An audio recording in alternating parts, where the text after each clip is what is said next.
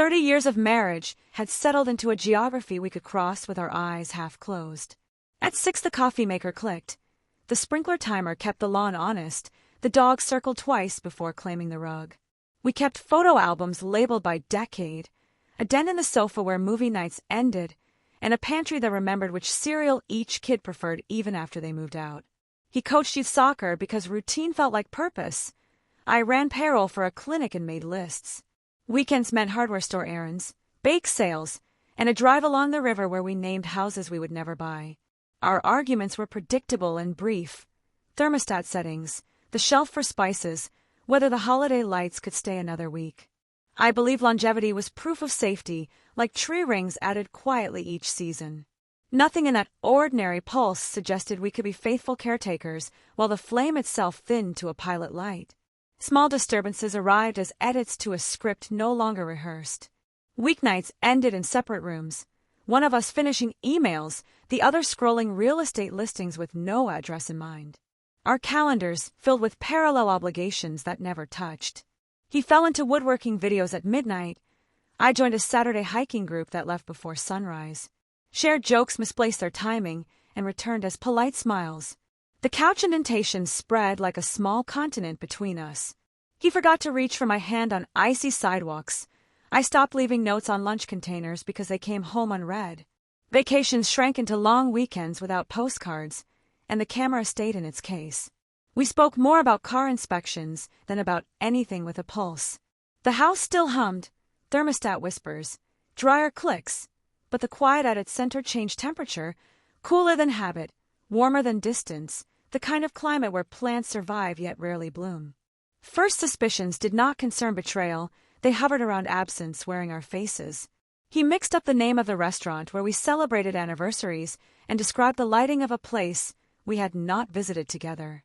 I forgot the punchline to a story he had told for years and stopped trying to retrieve it. Neighbors said we looked steady, and the compliment stung more than praise should. The dog learned to split time between rooms like a diplomat, careful not to claim allegiance. Evenings acquired a courteous tone, usually reserved for libraries. I noticed how the air relaxed when he left for practice, and how my shoulders dropped when I returned from a hike to an empty kitchen. It felt less like loneliness and more like the quiet after guests have gone, tidy and usable, yet unmistakably altered. I wrote dates in a pocket notebook labeled now and waited to see if the pattern held.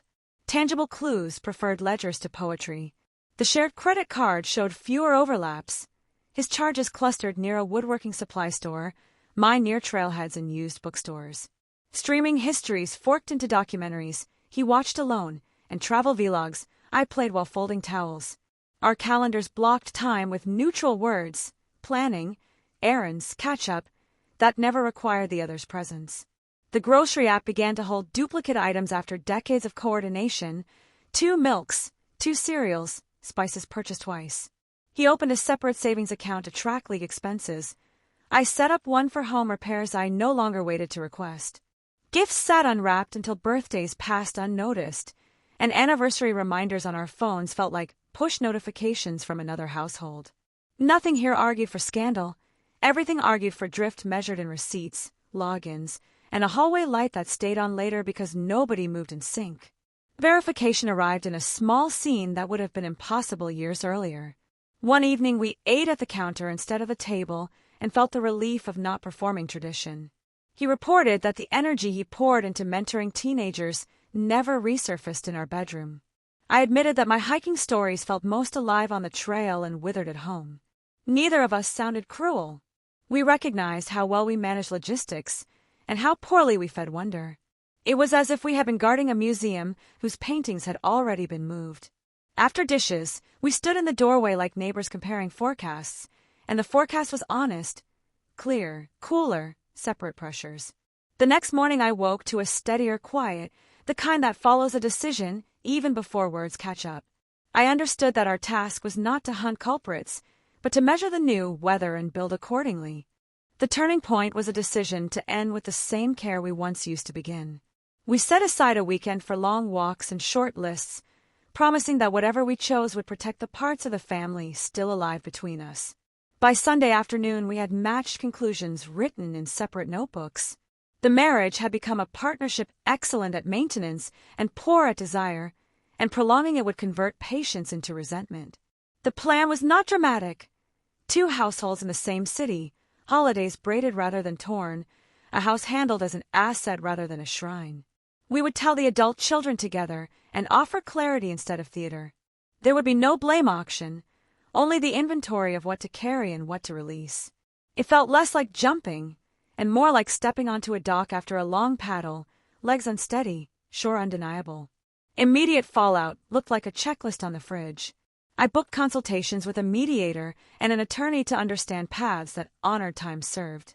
He called the bank about refinance options and asked the league to transfer his coaching schedule to nights. I did not need the car. We slept in separate rooms by choice rather than accident and discovered that rest improved when expectation loosened. Meals shrank to portions we actually ate. Friends closest to the center received factual updates and specific requests, help with packing supplies, recommendations for movers, an extra set of hands for the garage shelves.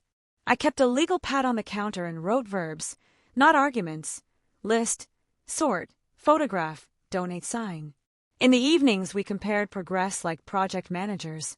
Grief arrived as silt rather than flood, settling slowly until the water cleared enough to handle the next item. Cutting ties meant drawing clean borders rather than swinging axes. We divided the library without theatrics, each choosing the volumes annotated in our own hands. He measured furniture and surprised himself by preferring the smaller couch. I kept the dining table with the scratch from the science fair volcano. Photos went into labeled boxes with a promise to digitize and share. We canceled streaming bundles that used to define winter weekends and kept the service with documentaries we both recommend. Neighbors learned enough to wave kindly without becoming historians. We created rules that traveled. Texts about money or repairs only, no postmortems after 10, no sudden nostalgia deployed as leverage.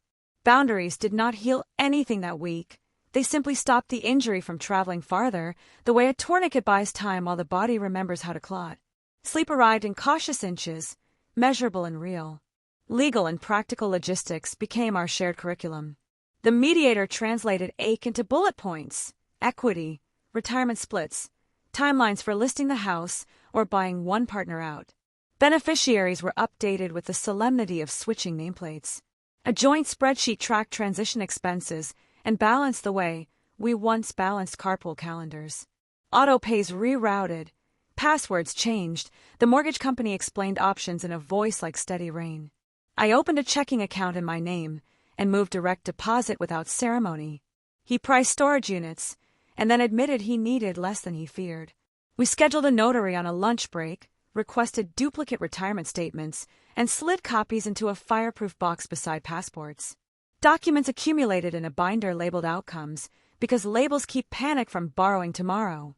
Each confirmation number closed a drawer that had hung open, dangerously loose, for years, turning feeling into a sequence we could actually walk. Family dynamics required truth scaled for adults who loved us. Our children are grown, with apartments and opinions, yet they deserved clarity without being drafted as counsel.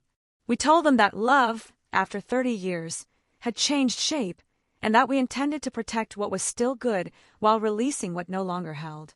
Their responses mapped a familiar terrain: surprise, relief, sadness, practical jokes used as life rafts, before settling into questions about holidays, heirlooms, and who would dog sit. We reminded them they were not responsible for refereeing memory. Group chats shifted from speculation to logistics, which counted as mercy. We set a shared calendar for birthdays and agreed that new partners, someday, would be introduced slowly and kindly. Nobody needed a villain. Everybody needed instructions. Meanwhile, we kept family rituals that still worked: pancakes the morning after Thanksgiving, late walks on the beach, while allowing seating to change without commentary. Rebuilding looked like small rooms learning new names. He rented an apartment near the park and discovered that quiet could feel chosen rather than imposed. I stayed through winter, learning the ladder's balance and hiring a plumber without apology. I replaced the porch light, donated the formal china nobody loved, and painted the hallway a warmer white. On Saturdays, I hiked without rushing home to narrate it. He took a community class on joinery and returned with shavings to the world as benches for neighbors. We each opened savings lines named future repairs and moved modest amounts with private pride. Friends who remained brought soup instead of strategies, and I practiced asking for specific help. The folder of legal papers slid into a drawer. The point had shifted from documenting endings to practicing care. Identity followed behavior, quiet and durable, like a light left on for oneself at the end of a long day. Reflection arrived without fireworks. I do not consider the marriage a failure so much as a completed project, an architecture that sheltered us until it did not. Love faded because we tended the structure but neglected the flame. That is not villainy, just weathering. The lesson I keep is smaller than speeches. Maintenance is not intimacy, and kindness requires invitation, not only reminders. We will be civil in emails, precise in calendars, and generous at family tables.